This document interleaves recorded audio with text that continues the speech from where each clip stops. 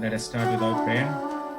Om Niranjanam Nityamanantarupam Bhaktanukampadhrita Vigraham Vai Ishavataram Parameshamityam Tam Ramakrishnam Shirshamama.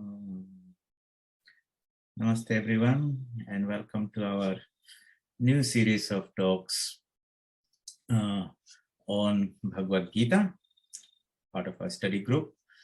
And we are starting with chapter 13. I hope you didn't have any problems getting yourself admitted through the website and downloading this PDF that I had shared. If anyone has any problem, you can put your hands up in the chat and we'll try to help you out. So initially I thought we'll have a short introductory session because some people had come, but they have gone, so we'll have our full session and see how we go. Are you all able to see this shared screen? Vedanta Online Bhagavad Gita. Anyone can please confirm? Yes, Swamiji. Okay, very good. So many of us and you would have probably read the Bhagavad Gita. Some would have studied in detail. I know that some have been students attending Swami Sridharanji's classes the whole over many years, very detailed. Others, it might be new, introductory. So we'll try to cater for everyone. It might get a little boring sometimes for those who have studied very well. At the same time, we don't want to rush over and leave behind those who are new to this. So, but this is a study circle. It's not a one-way class where I will be discussing and explaining and you will be simply sitting and listening. I hope that you will understand that and come prepared for the classes by reading a couple of verses. So in the notes that I have sent you, and thanks to the feedback from Sunil, we have incorporated a few things. I'll cover this pages later, but each verse has got in Sanskrit. If you know how to read Sanskrit, even Hindi you can pick up. I would suggest that even if you do not know Sanskrit, this is a good time to learn a little bit of Sanskrit without much effort. The pronunciations, if you do not know the actual pronunciation of Sanskrit alphabets, it's given in transliteration. Idam, Shariram, Kaunteya, Ch13 iti abhidhiyate etadhyo vektitam prahu kshetrajna iti tadvida. Those who want to listen to the actual chanting of it, I will try to get, I have gotten, but I have to get somebody's permission for that. And then here you'll find that each word has got the English meaning behind it, next to it. And you'll notice that the words are not in the same sequence as it in the verse. Sanskrit is a very special language. It does not matter where you put the word in the sentence, the meaning does not change. So what we have done here is we have rearranged the Sanskrit word so that the English meaning becomes a logical, simple sentence. Otherwise, the English is all broken. So if I read that the Blessed Lord said, O son of Kunti, this body is referred to as the field. They who are versed with this call him who is conscious of or knows this body as the object of knowledge, is as the knower of the field. So the words are arranged and then you can just look at each word and say, idam means this, shariram means body, kshetramiti means as the field. In this way, you will find that as we go through, you will pick up many words and gradually your Sanskrit will also improve in there. And it's always better to read in the Sanskrit. It has got a deeper meaning and the translation loses meaning. And then we have got the English translation. Then we'll have the discussions on that. But after every verse, I have given something called notes and diagrammatic representation. And the idea is that you have to take the idea which was in the head of Sri Krishna, which he encoded in the Sanskrit verse, which we have translated in the English language. What is the message? What is the idea in his head that he's trying to communicate? And try to put it in your own language. And one of the good ways to do is to put it in a diagrammatic way, in a picture form, whichever way you like it. You'll find that probably one idea will require a couple of verses. So your picture that you'll draw will keep on growing. So you'll bring what is in the verse 2 to here, and then add something more to that. Maybe later on, make your notes, some questions, whatever is there. Anyway, this is meant for your classwork. So I would suggest that you print these 39 pages are there, put them in a particular folder, and slowly as we go through this, you make your notes, keep your colored pens and all those type of things, and flick through that around. And hopefully by the time we go to the end of the chapter, we have identified some key ideas, concepts, that you can afterwards say that, okay, chapter 13 of the Bhagavad Gita has got these 5 ideas, and you have been able to put them in one picture. So right at the end, you'll find there is one assignment that all of you have to submit when you come, and it says, okay, what is it? It says diagrammatic representation of the full chapter. So it will gradually evolve as you go through, if you sincerely keep on doing this exercise as we go through. And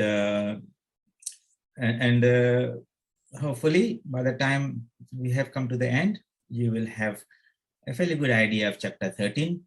I have explained to you why we have selected chapter 13 and why are we not starting chapter 1, and all those things, and what is our approach to this study. So in here, you will see that I have given a few notes here, and keeping this in mind, we should study this. So today I would like to just get those preliminary ideas sorted out, and then dive deep into it. So the aim of our study of the Gita is to assimilate the principal ideas presented in the Bhagavad Gita. We should not say that, oh, I have read all the Gita. We should not say, I can give the meaning also, or chant them and give the meaning. We should be able to say, I have taken some ideas out of there which appeal to me, and I have dived deep into that, and I am applying that in my everyday life. In other words, it is to be made practical. Otherwise, you will become a philosopher or some pandit, and knowing all the Gita, and Swamiji explains here. So let's go through this. He says, Swami Vivekananda says, we must have life-building, men-making, character-making assimilation of ideas. If you have assimilated 5 ideas and made them your whole life, and you have more education than any man who has got by heart the whole library. In this context, if you have assimilated 5 ideas and put them into practice, you have benefited from the Gita more than somebody who has memorized the whole of the Bhagavad Gita and give talks and lectures and whatever is there. So it's all about applying them. Different people will take different things from this according to their position in life or situation or perspective or their needs. I, as a Swami, will take in one way. You, from wherever your perspective, you'll find certain other things that are practical and relevant to you. So each one of us will approach that. And if we have some insight, some application, it will be nice to share with others also, saying, this is what I took out of it, and this is what I'm applying, and it's making this knowledge and wisdom is making a difference how I'm approaching life, challenges and all that. Remember, the Bhagavad Gita is not taught to somebody who is sitting in a mountain cave, some yogi who is trying to realize the Atman.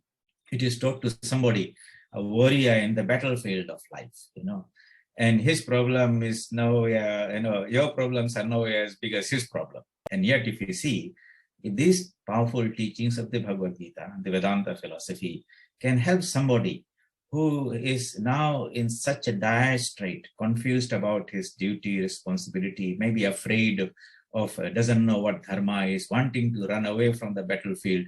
For many years, he was trying to have that battle because he was a great warrior. And now at that crucial juncture when everyone has really got ready to fight, this man is on his knees, shaking, shivering. The bow and arrows are slipping out of his hand. And he's making all this apparently smart excuses for not fighting. To such a man who is literally on his knees, and many a time you will find that in our life, when things are good, we are all good. But when challenges come, they really bring us to our knees, help us. And so at that time, at that crucial juncture, Sri Krishna, who had been Arjuna's friend for many days, they have been eating, hunting, playing, whatever.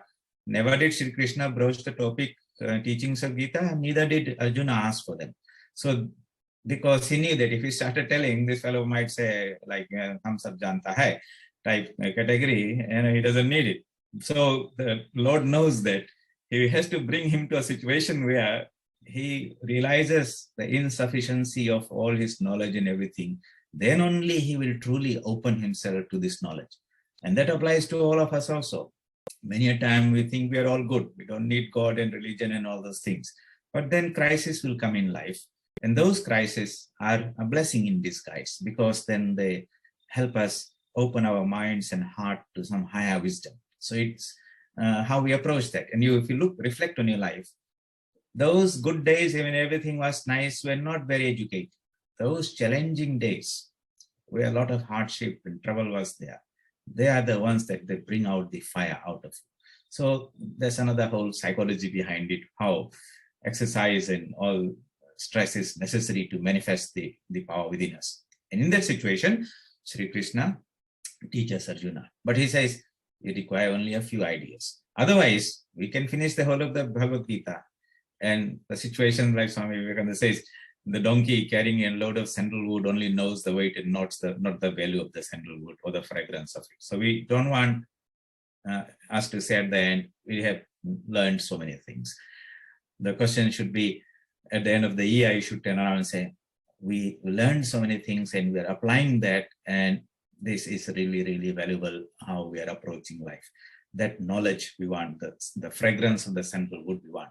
So that's why I'm taking a little bit of pain to drill you through the idea of this assimilation. If education is only identical with information, the libraries are the greatest sages in the world and encyclopedias. I've added this Ch13 also, are the rishis, You ask any question, they give you so much information on the spot. So Swami Vivekananda says the whole science of yoga is directed to the end of teaching men how, by intensifying the power of assimilation. This is the secret of it. See, not everyone is able to intensify it. Means you can focus it to one point. Let me give you an example. On a sunny day, when the sun is shining, if you put a piece of paper out in the sun, well, not very much happens. But if you can intensify that light by using a magnifying glass and pointing it to one spot, that intensity of that heat will set that piece of paper on fire. And in our own body, we have got this type of devices also. So when light enters into the eyes, we have got a device called the eye lens. What does it do? It focuses the eye, the light that's coming in, intensifies it in one point where the light receptors, rods and cones are there. The same thing for the ear. You see, the ear focuses that sound coming and channelizes through the ear hole. And those animals that depend so much on sound for, say, survival, you see, they have got very large ears and they can move it around like the cow can do to pick up the faintest of sound if there's a threat of an animal or some wild animal attacking. So this intensification of mental energy on a point, that means the whole concentration should not be scattered on so many ideas. You should be able to point it to one point. And what happens then? Just like the piece of wood, when you have got that light focused, sunlight focused on that, it ignites and releases its light and heat. Likewise, the knowledge that is embedded in these verses that are there, when you can intensify and focus your whole mind onto it, you'll find that the meaning begins to come out of it and beautiful, and you say, wow, that was so good, that was like amazing, penny dropped or something. So this is something that you'll have to do throughout the week. We'll discuss one or two verses and then you'll maybe write it down on a piece of paper and keep on churning and looking at there, or put it on the face, what you call phones, screensaver, whatever, or carry it in a piece of paper on your pocket, but revisit again and again and ask the question, what was the idea in Sri Krishna's head, which he has encoded in this Sanskrit verse? And now I'm trying to decode it. In the middle, all this language and everything has come, but I want that message, the message in my head as clearly as possible. Then the transmission of the idea from his head into our head by the media of the recording of this Gita and our discussion will be fruitful. So keep focus on that. And what does it happen? When we intensify the power of assimilation, what does it? It shortens the time that is taken to reach perfection. instead of slowly advancing from point to point and waiting until the whole human race has become perfect. And all the great prophets, saints and seers of the world, Buddha, Christ, Ramakrishna, if you look at their own spiritual life, how intense they were. Tremendous intensity that they forgot everything else. And many of us will say, hey, we can't do that. We have got our jobs and duties. But we say, look, when you sit down for study, give your whole mind. When you sit down to a meditation, everything else should be put away. Keep the whole mind onto that mantra or the object of meditation. In this way, whatever you do, if you're cutting a vegetable, if you're doing your sweeping, you are driving, try to give that whole mind into that. So basically you're training the mind during all these little activities, which you call duties and responsibilities, and you're converting them into a exercise to develop your power of concentration. So it's, it's not just like this is a worldly work and I wish I didn't have time to do, type of thing. No, everything can be given a spiritual value and outcome if you can approach it with that right perspective. So and if you can do that during that day as much as possible, then you'll find that the mind, when you sit down for meditation, is a better mind, because you have been preparing it throughout the day. And when you sit for that, a natural concentration would be there. So this is what this is very important. In one span of life, these great prophets lived the life of the whole humanity, transverse the whole length of time that it takes ordinary humanity to come to perfection. In one life, they perfected themselves. They have no thought of anything else, never live a moment for any other idea, and thus the way is shortened for them. And not only in religion, great scientists, researchers, they spend their hours, day and night, weeks, weekends, researching, thinking, contemplating. You see, the whole mind is focused on that. Look at the university professors have all this long hair, shirt hanging out, not shaven, bag hanging there, and he's walking down the full footpath. But where is his mind? He doesn't care what he looks like. He doesn't have time for all the physical appearances and all that, because he's so engrossed in the subject matter that he's studying. So when that intensity comes, you'll find that the superficial external things you don't pay so much attention to. This is what is meant by concentration, intensifying the power of assimilation, thus shortening the time. And meditation, which is called Raj Yoga, is a science which teaches us how to gain the power of concentration.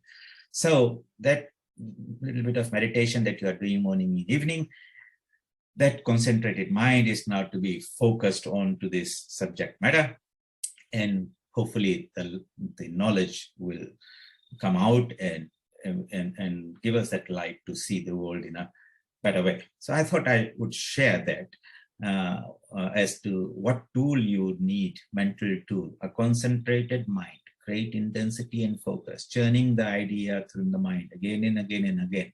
And the more you rub the sandalwood, more the fragrance will come. The more you contemplate on the meanings, not on the words, the meanings behind these teachings, the more knowledge will illumine your mind with its own luminosity and effulgence.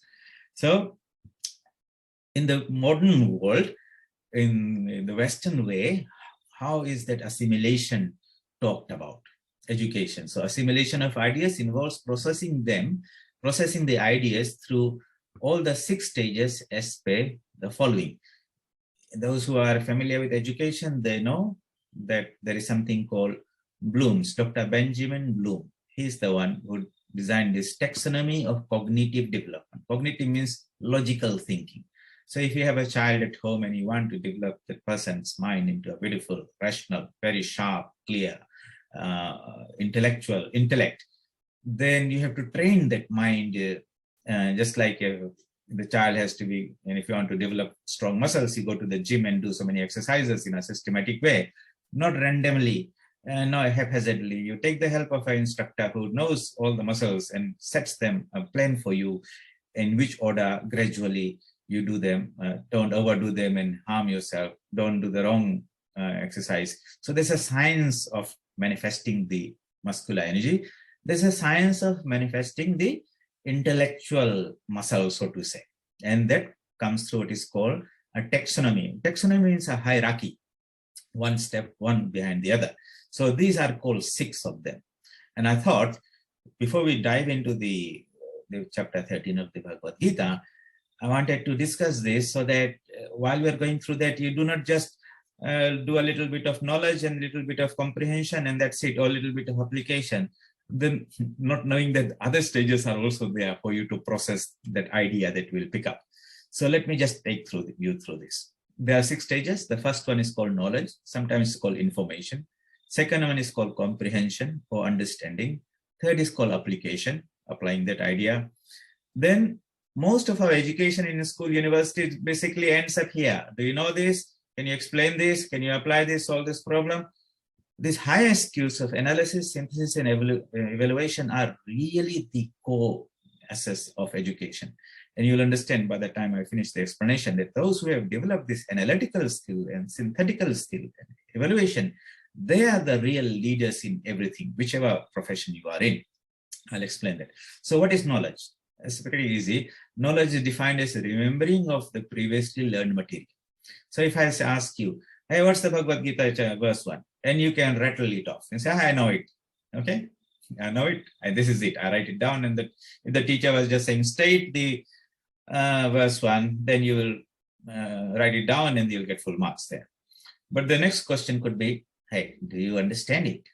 The person says, no, I've been chanting this mantra, Brahmarpanam, Brahmavi, and everything every day, Vasatoma Sadgamaya, but I don't know what's the meaning. So the next stage after information or knowledge is comprehension, understanding. What is it? This may involve the recall of a wide range of material from specific facts to complete theories, but all that is required is the bringing to the mind the appropriate information that's stored there. Knowledge represents the lowest level of learning outcomes in the cognitive domain. And when the teachers ask the question, they will use this type of words: arrange, define, duplicate, label, list, memorize, name, order, blah, blah. You can read through that. When they're asking, using this type of words in the question, they're basically asking the knowledge. The next stage comes comprehension, understanding. It is defined as the ability to grasp the meaning of the material.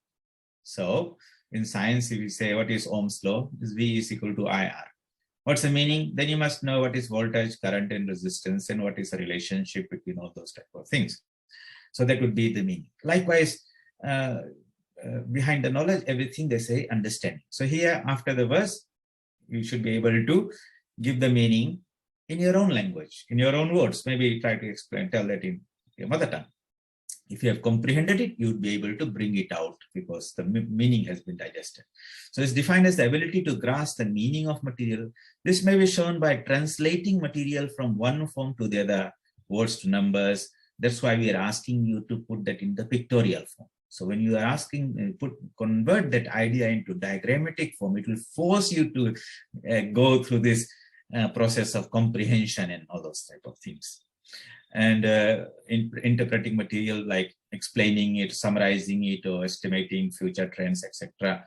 And the words that are used: classify, describe, discuss, explain, express, and so on.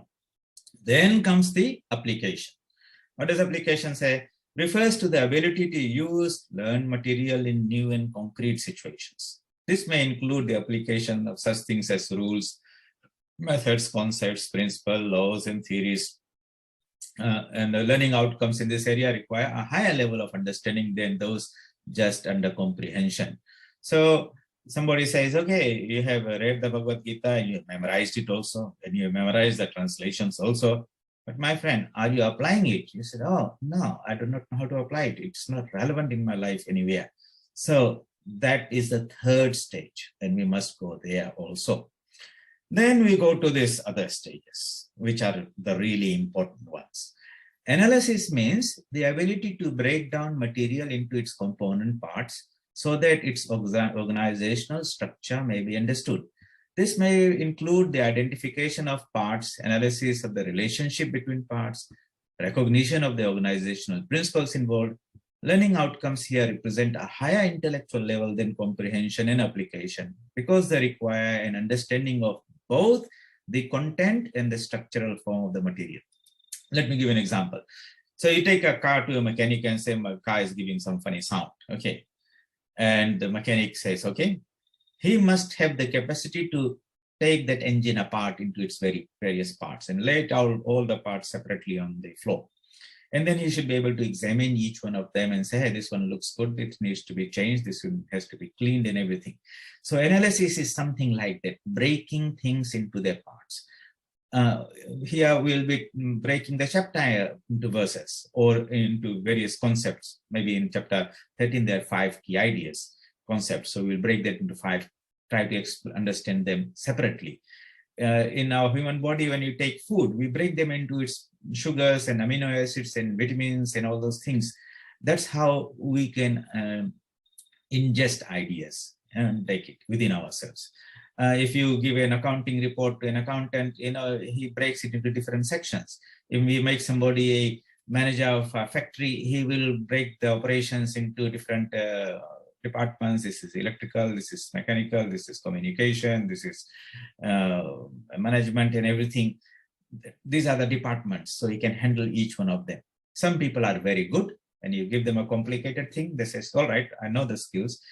One by one, he will look at, examine each one of them and understand them. Then, so for this, when this type of skill is being questioned, the verbs that are like analyze, appraise, calculate, categorize, compare, contrast, criticize, differentiate. When you see this type of questions being asked in the examinations, basically the teacher is trying to check your analytical skills. After analysis comes synthesis, its counterpart, which is the ability to put parts together to form a new whole. Okay, so the mechanic should be able to put the engine together. The manager on the factory should be able to put the operations of all the departments together. But maybe when he had analyzed it separately, he said, oh, that particular department requires some tweaking, some investment there, some change in operations there. And if I do that, then the overall efficiency and effectiveness of the operations becomes better. So if he has that skill, he will be able to pick that, make that little adjustment, and then, make an improvement in the operations there. So when you go to a doctor and say, hey, doc, I've got a little pain here. What does the doctor do? He says, go and do this blood test and all those things. He's trying to analyze. Then he looks at the data and says, infer from that, how is the kidney, how is the liver, various operations. And then he will put it together. Put it together in the sense he will not treat each one separately. He will try to treat as a collective. Because while we try to understand the body as digestive system, nervous system, skeletal system, muscular system, the body does not say I'm all different things. He says I'm one integrated thing. So it has to be treated in that way. So the knowledge of Vedanta that we are talking about, it's not any little chapter here, chapter there. This was just a way of putting by Shri Krishna into these 18 chapters. But it's talking about that one integral, total, comprehensive, harmonized entity which we are. So while we're reading all these chapters, and these approaches are there, Bhakti Yoga, Karma Yoga, Jnana Yoga, Dhyana Yoga, Seva Yoga, all these yogas, do not think they're watertight compartments, but they are all integrated. And that idea that everything is beautifully integrated is represented in the logo of the Ramakrishna Mission. So here you go. See, look at this logo. This was designed by Swami Vivekananda. He says, the rising sun is Jnana Yoga. Okay, the path of knowledge. So when sun rises, all the darkness is dispelled and you see things in the proper perspective. So when your jnana, or the intellectual power of discrimination, becomes very fine, then you'd be able to discriminate between what is real and unreal, right and wrong, good and bad, and all those things. So this is called Jnana Yoga. Bhakti Yoga is represented by this lotus. So in the lotus, when it's in a bud form, it has a potency that something is hiding there, then it opens and unfolds and reveals a beautiful flower. So this represents the heart, emotions, kindness, compassion, love, affection, and all those things are there. They bloom when, express themselves when the lotus of the heart blooms. So he has put a lotus there. Then you see this water in waves. And water in waves means Karma Yoga. The mind, we are incessantly, continuously active. Activity does not mean physical activity. It means activity physically, mentally, spiritually. All forms of activity is karma. So that karma, if you do not know how to manage, it can bind you, because the karma phala, you identify, I'm the doer, the result comes to me. It makes me happy, I'm successful, and otherwise opposite. So if we do attach ourselves to the karma phala, then we get bound, and that bondage will bring us back to this life. The secret of karma yoga is to be detached from the fruit of the work. Do the work, surrender it to the divine, knowing him to be the Antaryamin, sitting in our heart. He is a real doer, working through the body, mind, ego. We are just an instrument. How do we develop that idea beautifully, that we are always conscious of his doership and we are his servant or we are his instrument? The relationship of a master and servant is a wonderful thing. Anyway, that is the art of karma yoga. And surrounding that is the snake, which represents the Raj Yoga, the path of meditation. This is the Kundalini Shakti that is sleeping silently at the base of the spinal cord in every jiva. And through meditation, that Kundalini is awakened and made to rise along the Sushumna. As it rises through the various chakras, different planes of consciousness open until the Kundalini Shakti merges with the Supreme Shiva or Paramatman at the top of the head, the 1,000-petal lotus in the head. So these are the 4 yogas, but he has not made them one snake here and one sun there. He has harmonized them, saying that these are the 4 faculties. First one is the head or the intellect. Second one is the heart, which is the emotion.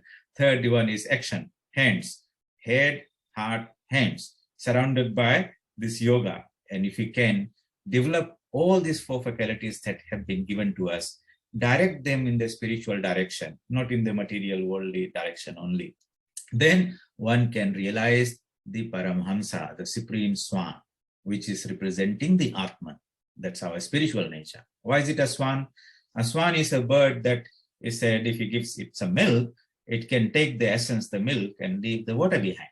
So likewise, a person who has realized the truth, who has been able to attain samadhi, he would be able to separate the spirit from matter. And that means he has a realized illumined goal. And among the spiritual traditions in India, anyone who has realized that highest level is bestowed this particular title in recognition of his spiritual attainment, his or her spiritual attainment, and he's called Paramhamsa. So that's why Sri Ramakrishna is many times referred as Sri Ramakrishna, Paramhamsa Ramakrishna. So anyway, this is the potential divinity in all of us. We see in great illumined souls fully manifest, but it is there potentially in all of us. And the means to manifest that are given to us. Jnana Yoga, Bhakti Yoga, Karma Yoga, Dhyana Yoga, all of them develop. Don't be one-sided, neglect the others. Just only too much of Bhakti without a Jnana makes you some emotional, sentimental person. Too much intellect will make us intellectually dry. No rasa in there. Too much activity without the proper thinking and devotion make us just meaningless, senseless workers. So everything has to be harmonized. And this is the ideal for the modern age, where these wonderful capacities that have been given in the human body-mind complex, they can be turned around, not just to earn a living and living in this world and then dying, but in the spiritual direction to attain that spiritual supreme swan, which is our spiritual self. Beautiful idea. And since this logo is here, I thought I'll bring you back to that. So coming here to this idea of analysis and synthesis. In synthesis, these 4, just like the 4 yogas have been synthesized into one whole, likewise, this capacity of the mind to synthesize the ideas that we which we sort of broke into the analysis part of it, to be recomposed into a new whole. Now, it happens all the time. You eat food, you chew it, break it down, you put some enzymes, saliva and everything, it breaks down into its amino acids, sugars and vitamins. Then you take the essence out of the bloodstream into the bloodstream and deliver it to the cell. And what does the cell do? Those nutrients which were plant tissue, it composes into the tissue of your body according to your need. Maybe muscle or hair, or skin, or particular tissue of any particular organ. So it composes a new whole by taking the parts. Synthesis would mean the mechanic putting the engine together. The doctor reinterpreting all that information that he is acquired from the various tests and having one comprehensive picture about the health or the problem in the body. And it could be, symptom could be something else and the cause might be something else. But if he treats integrally, then it's, well, and that's why sometimes we find, the specialists, they just look at one thing and the rest of the body is like, hey, you go to another specialist. Why can't a good doctor treat the body holistically? There are different medicine forms like in Ayurveda where they don't treat separately, they treat as a whole in a holistic way. Anyway, so this capacity of the mind to synthesize ideas, put the big picture in a very clear way.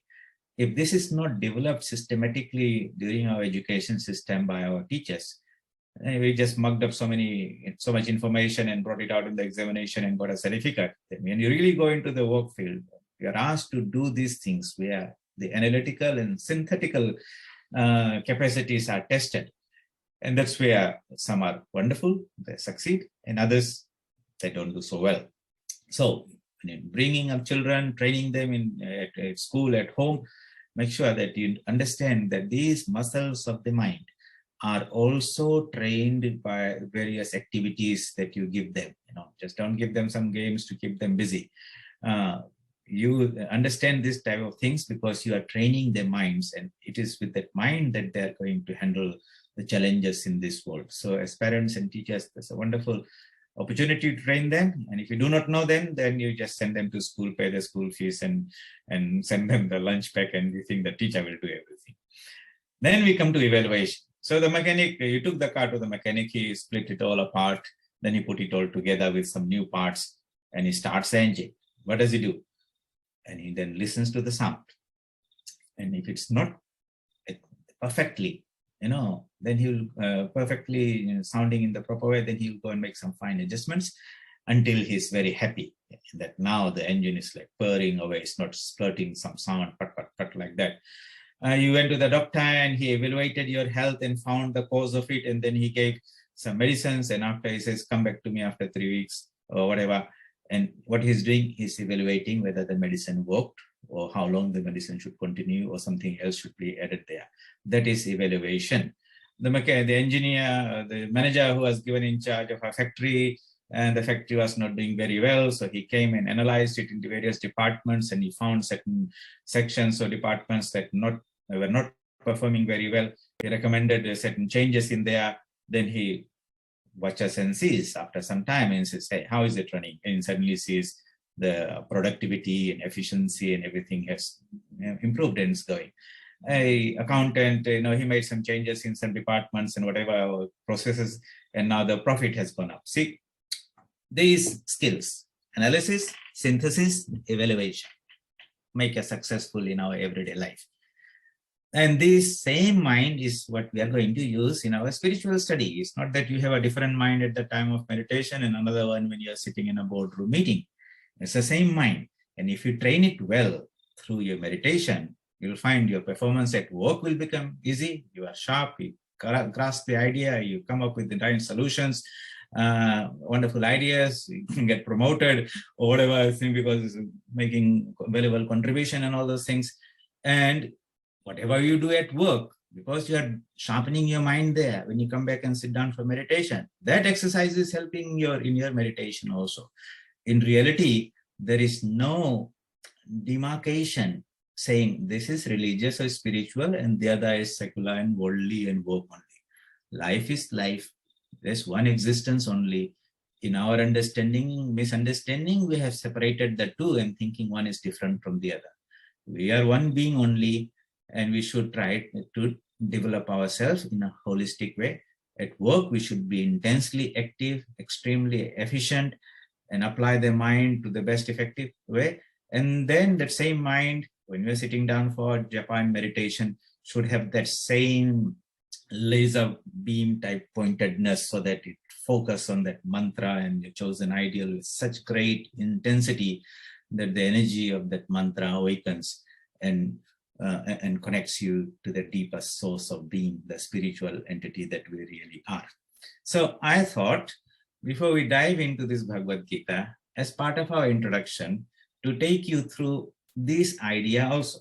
And these ideas that are there, I do not know, some of you must be knowing them if you are have been involved in the field of education. Every school teacher, they are taught these things. So that when they design the curriculum or they teach children in the classroom, they should consciously know that these subject matter, textbook problems, exercises are different exercises by which they try to exercise the muscles of the mind, so to say, and develop the capacity of knowing, understanding, applying, analyzing, synthesizing, and evaluation. And all those 6 stages should be done properly.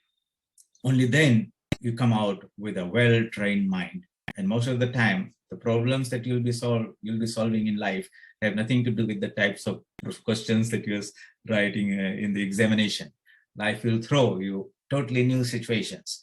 But if you have these skills, then with a calm mind, you will know how to approach them, understand, comprehend, apply, do the analysis part, do the synthesis, find the solution, go through that loop. Sometimes this one will go into a couple of loops around until more and more clarity comes. But at the end of the day, you have really assimilated the idea. It has become part of you. So when we go through the Bhagavad Gita, chapter 13, or any chapters, any idea we pick up, we would like to say that just like food was taken in, ingested, digested, absorbed, analyzed, and composed into body tissue, likewise, this knowledge that are given, the spiritual knowledge, should not be just simply knowledge and understanding, and that's all where it ends.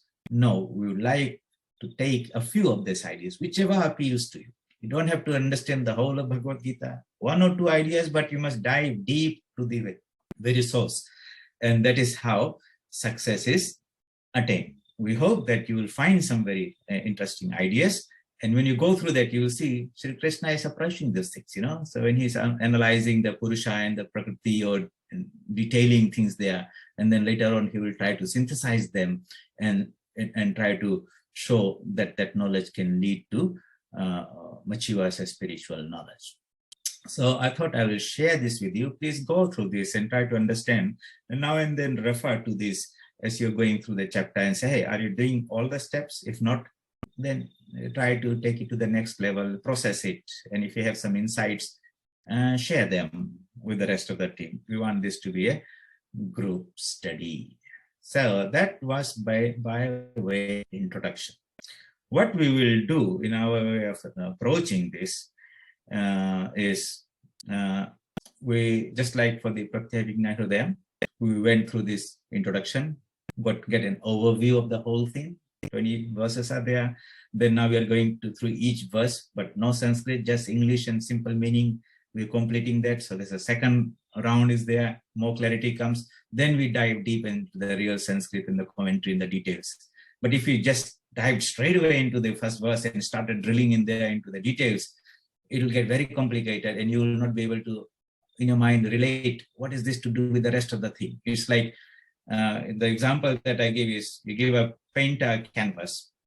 What does he do? He uses the broad strokes first, in mountains and valleys and this and that, he just makes first. And then he starts putting a little bit more detail all over. And then he keeps on putting more and more detail all across, not in one corner. Imagine another person, he starts in one corner, just like we have this, what is called that puzzle, where you get all these pieces of things together and start fitting from one corner. And it starts taking shape, but you have got no idea what that picture is going to be ultimately, because it's not like the painting thing. He is starting from one corner.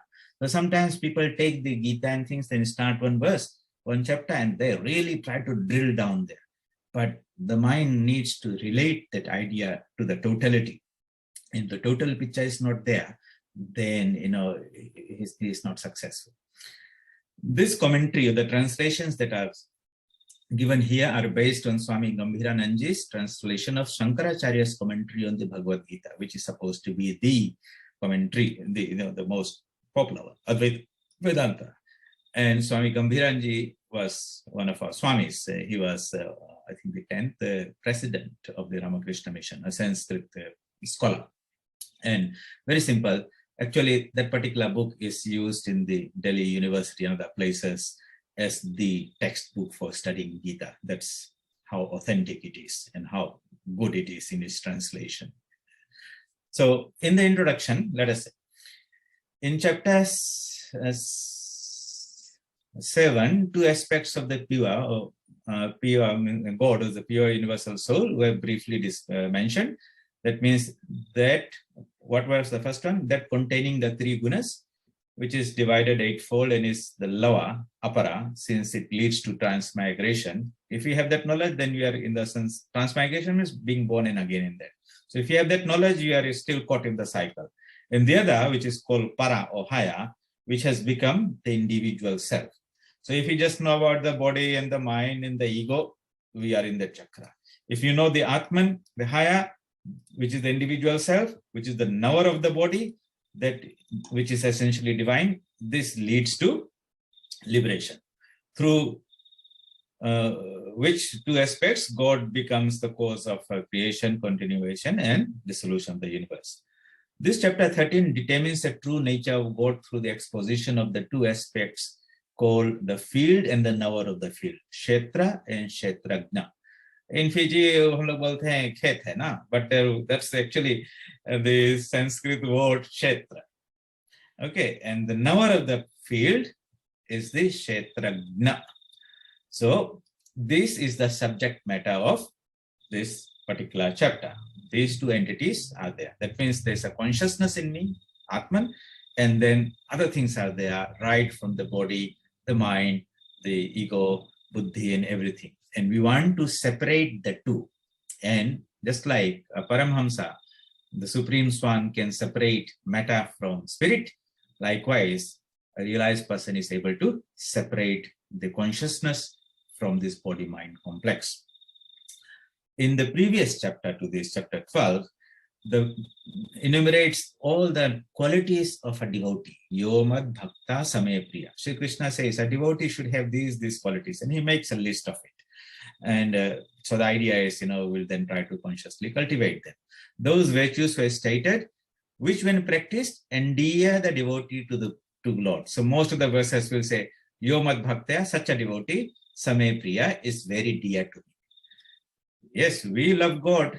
It's nice, but if God loves us, that's even nicer. How do we make ourselves that even God loves us? That's endears, and this practice is endear the devotee to the Lord. See, then we are the magnet and we attract him. The present chapter shows the knowledge of the reality. So this one was talking about the bhakti part of it. Here it talks about the knowledge of the reality, which is God, which are to accompany the practice of the virtues. If you love somebody, you must know some wonderful qualities about that person. Only then you will love. Otherwise, you don't know anything about it, so it is unknown to you. The more you know about those wonderful qualities, the more that attraction will awaken in your mind. So the more we know the nature of the reality, that there is a wonderful Atman within us, a state which is omniscient, omnipotent, and all those things, which is beyond all ignorance and misery, infinitely beautiful and pure, and then naturally your mind will say, if that is so, then I want that. But if you do not know, then you are happy with yourself and busy with the little tidbits that are coming in our life. So nature consists, which is the Kshetra, consists of the three gunas, Sattva, Rajas, and Tamas, and is transformed into all the bodies, subtle body, gross body, gross body, subtle body, causal body, the various organs, internal and outside, the objects of senses, eating what we eat, drink, see, and accept, becomes aggregated, means composed, and forms the bodies and organs for serving the ends. What are the ends? Why did we have this body? Two ends are there: enjoyment and liberation of the individual soul. Most people are just thinking this is only for enjoyment. The more mature people, spiritually advanced people who have been coming here and there many, many times, have understood that enjoyment is not the goal. The real goal is moksha, liberation. And that aggregate is this body. In our scriptures, the main scriptures are the Vedas. The Vedas have got two parts, Karma Kanda and Jnana Kanda. The Jnana Kanda is the knowledge part. The culmination of that knowledge part, where all the knowledge, wisdom is crystallized, is called the Upanishads. And among the Upanishads, there are some things called Mahavakyas, great sayings. And each Veda has got one particular small sentence which contains the whole essence of that particular Vedas. And one of those Mahavakyas is Tat Tvamasi. Tat Tvam Asi.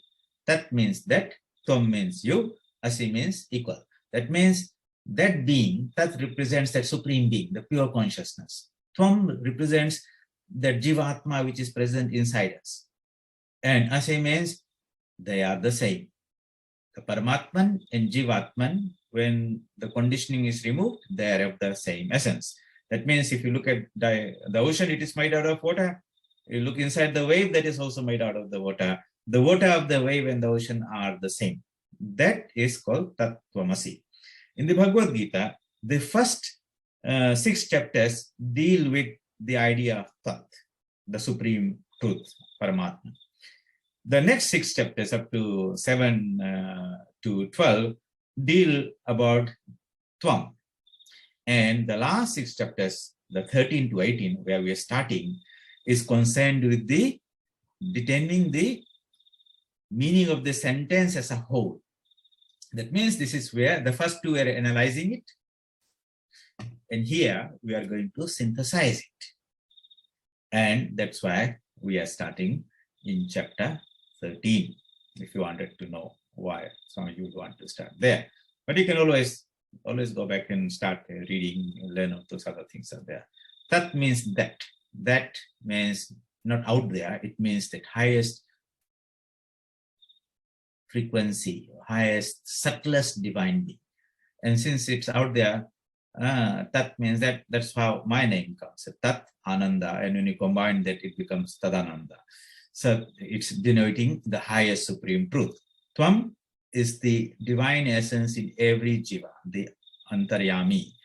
And Tvam is that, Tat Tvam Asi, thou art that supreme being. That is the essence of the chapters 13 to 18. All right, so here we are. That was the introduction. I hope that was not too much. It has sort of given an insight to what we're trying to achieve in this study, and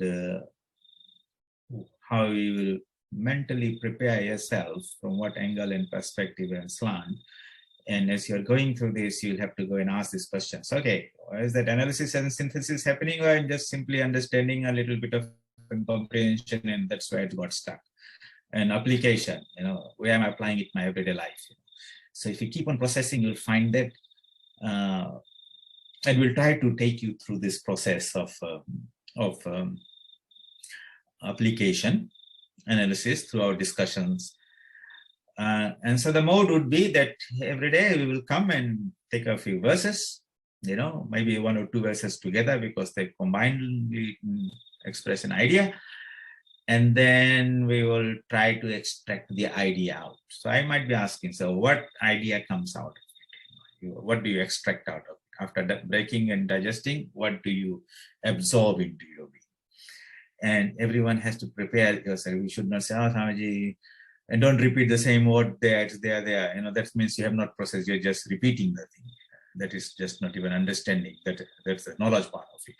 So little bit of processing. Don't be deterred by it. It might not immediately come there, but at least go through that exercise. Try to process it. Without the exercise, if you do not exercise your muscles, the mental muscles, it will not grow strong. Just like you go to the gym. If you don't do the exercise, the muscles are there, but they don't develop. So that exercise is necessary. And that could be, you're talking with somebody who was at home. Hey, what was that? Let's drill this over. Or so in our, study group, there's a couple of things I wanted to show here is, look, this is what we have tried to give you. If those who are familiar with Facebook, this looks like a Facebook. All right. And you will see a lot of things are here. So in here, you can see all the members. I'm happy to see that before in the first class, there are 28 people who have registered there. And the idea is that we should have some discussions within ourselves.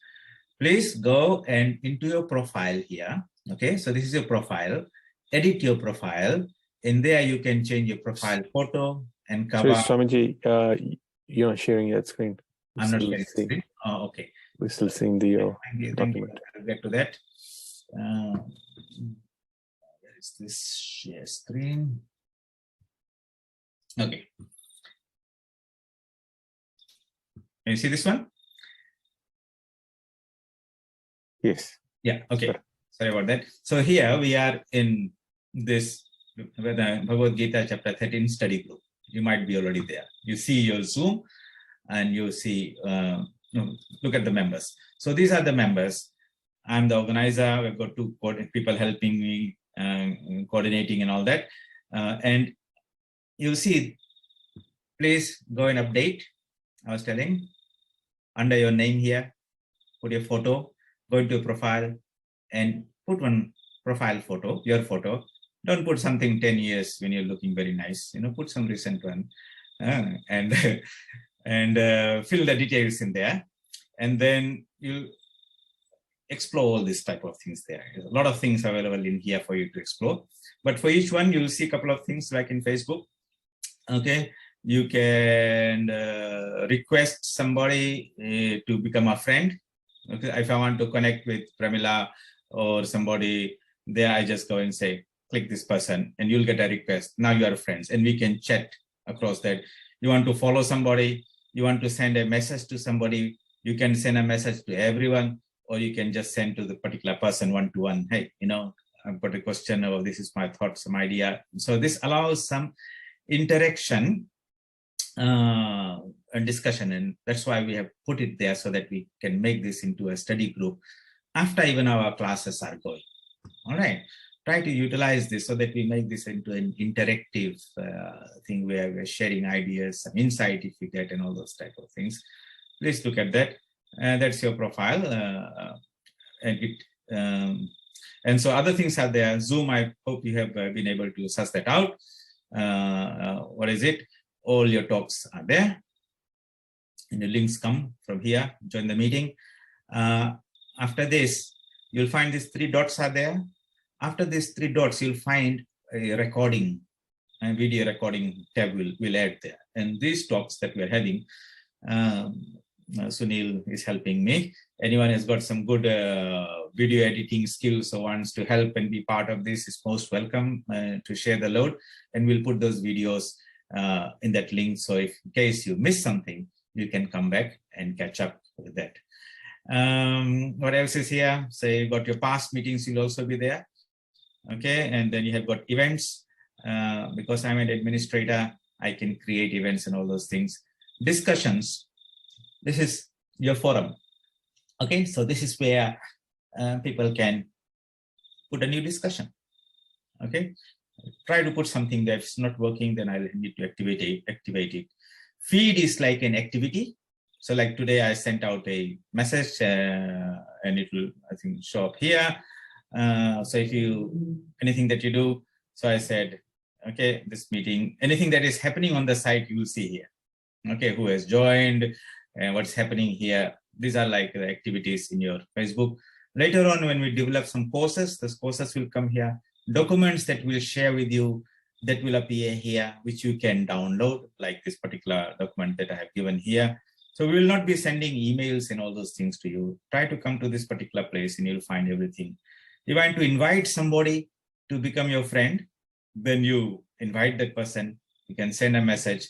This is for administrator, how I manage this site from here and my assistant. So here we can set all these photos, what are the members, what are the requests, forums, settings, Zoom, events, and all those things. So it's a pretty comprehensive site that is not just like a website with some information and pages. It's a full integrated online learning interactive facility. I thought I'll take you through this so that you know what is there and utilize that to the fullest and see how this can become a good learning discussion platform. All those discussions will be there. As we go through, we'll find all those things there so we can always refer back. And down the line, I'll be asking you to, upload the drawings somewhere. So please keep on developing them. And maybe in verse 10, I said, okay, everyone, please take a photo of whatever I've developed and put there. And we'll just go through that. And you'll find that people will have different approach, different perspectives, will learn from each other. It's much more fun than me just talking all the time. So we have finished our introductory session. You can all put your mics on, and let's have a little 5-minute discussion, and then we'll wind up. Feedback. Any questions, suggestions, ideas?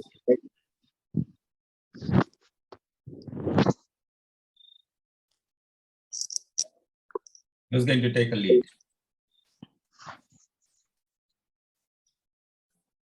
Swamiji,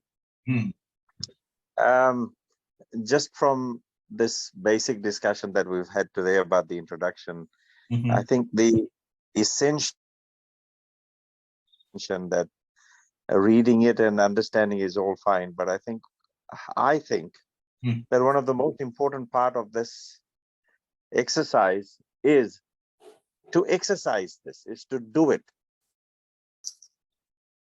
Yeah, definitely. That's the whole point of it. You know, that assimilation, the article analysis synthesis does not mean an intellectual thing. You will take it out into your actual field and apply it.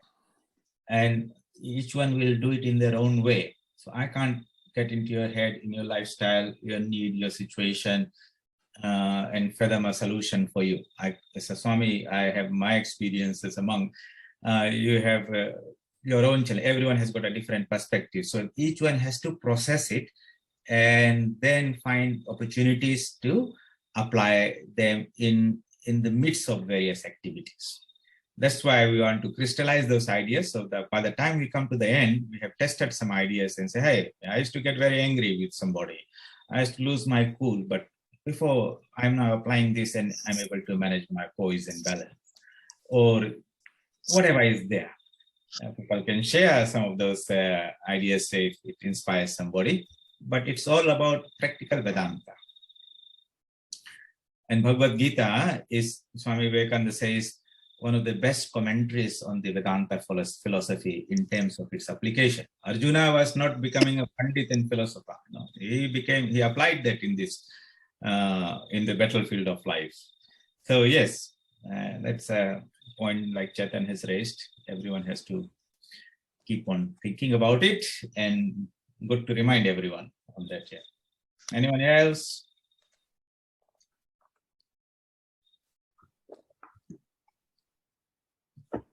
All very quiet on the Western Front.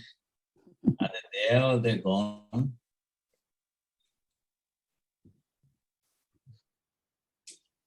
So,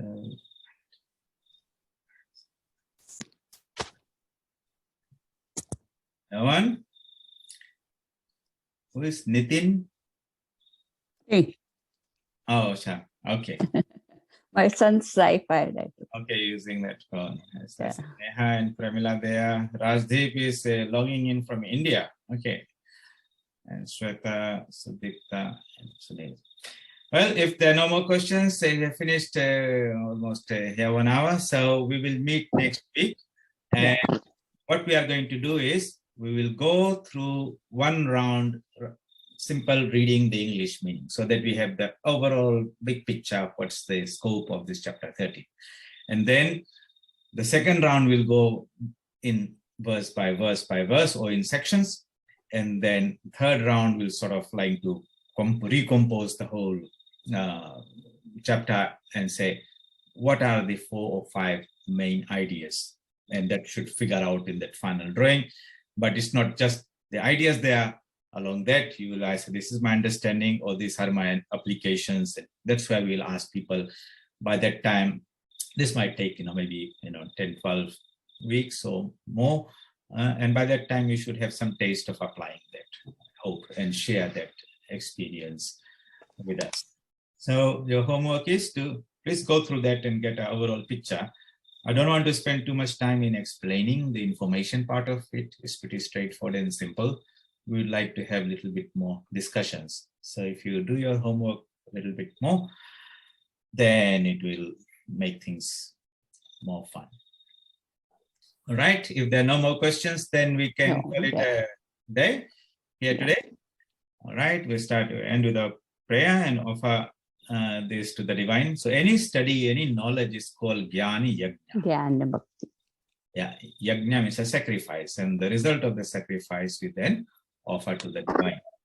Om Asato Ma Satgamaya Tamaso Ma Satgamaya Mrityorma Amritam Jamana Shanti Shanti Shanti Shanti Om Tat Sat Sri Ramakrishna Krishna. Arpanamastu.